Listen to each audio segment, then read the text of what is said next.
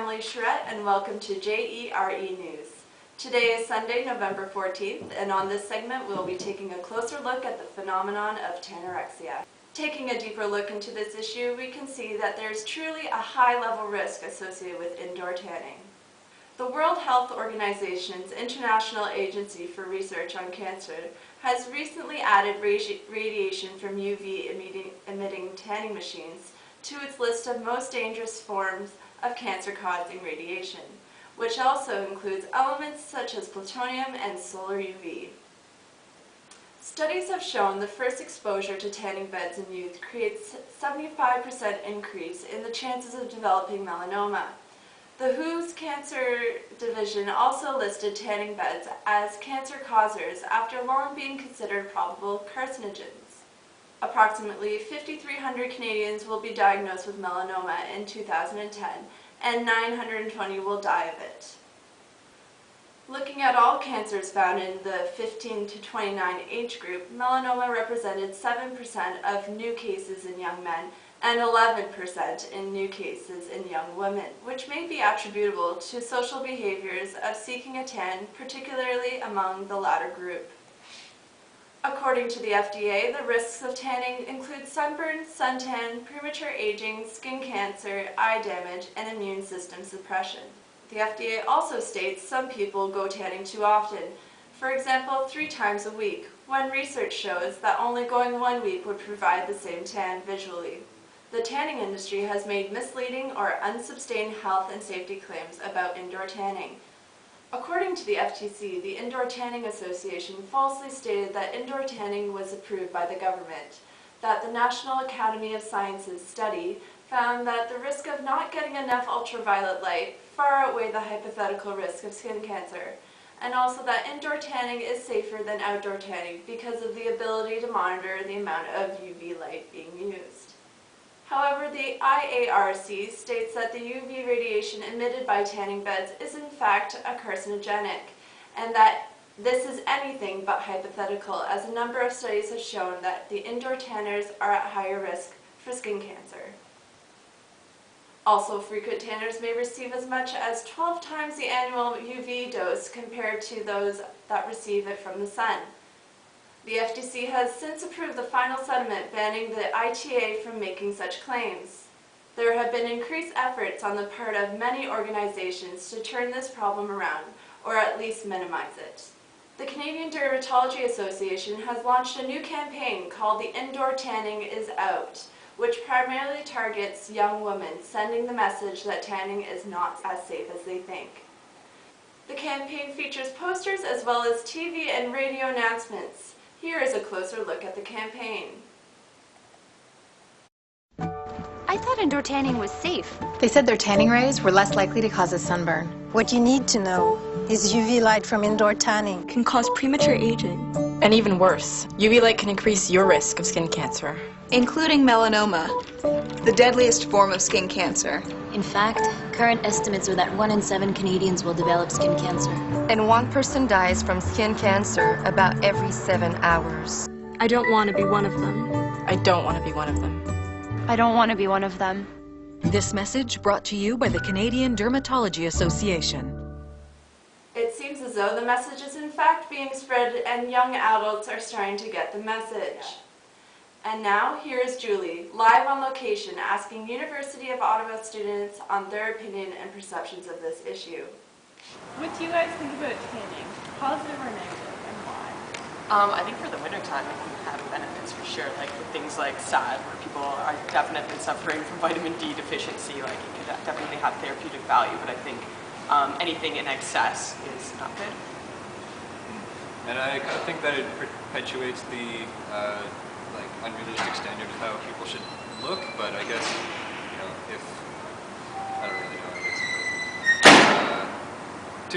like her, to a certain extent it's good for the vitamin D stuff, but I don't think it should be used to excess. And personally, I think that anything's kind of in excess, like, I'd rather just choose to go outside.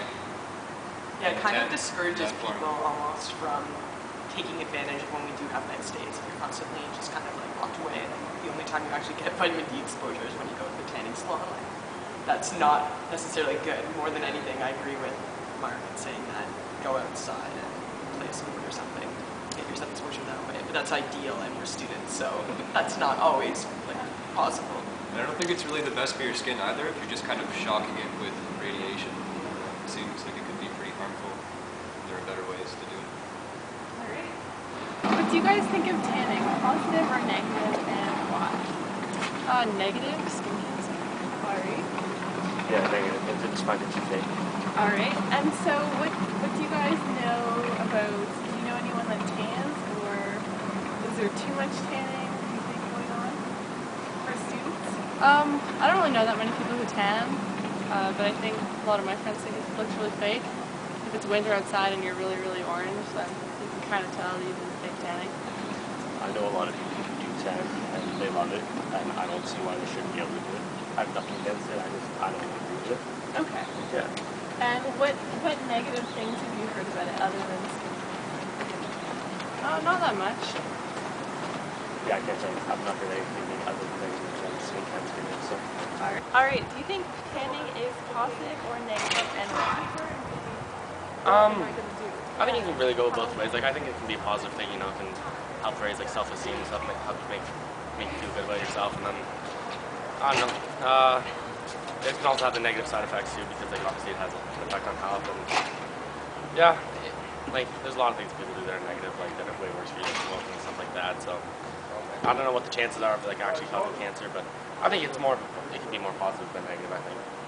And do you think people that tan look more attractive? Not necessarily. They can. Some people overdo it, but I'm not gonna lie. I do think a little bit of tan does look good. I've heard anybody, but it's not like a necessity. But I don't know. It doesn't hurt. So what do you think about tanning? Tanning's great. Best thing that ever happened to me. Everybody that tans is sexy, hot, very attractive, like myself. Alright.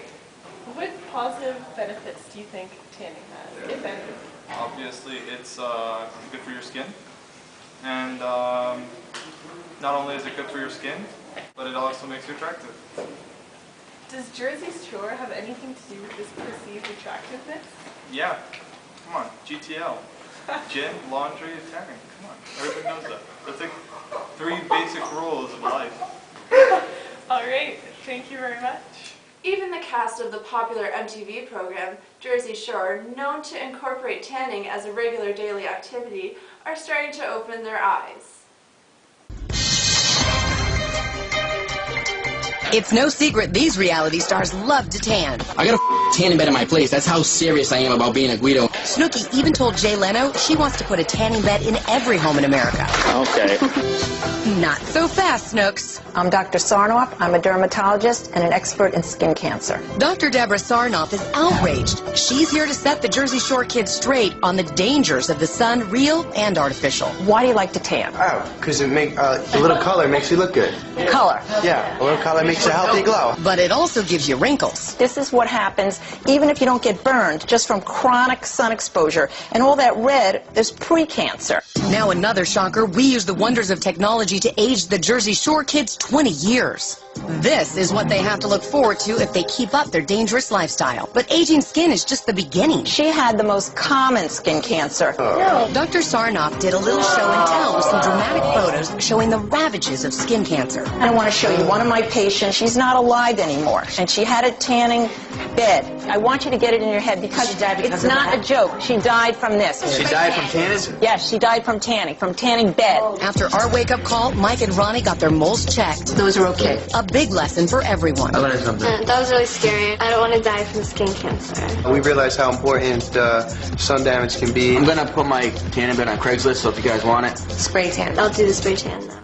The president of the CDA, Yves Poulet, says that through its Sun Awareness program, CDA has committed to reducing incidence and mortality from skin cancer for more than 22 years.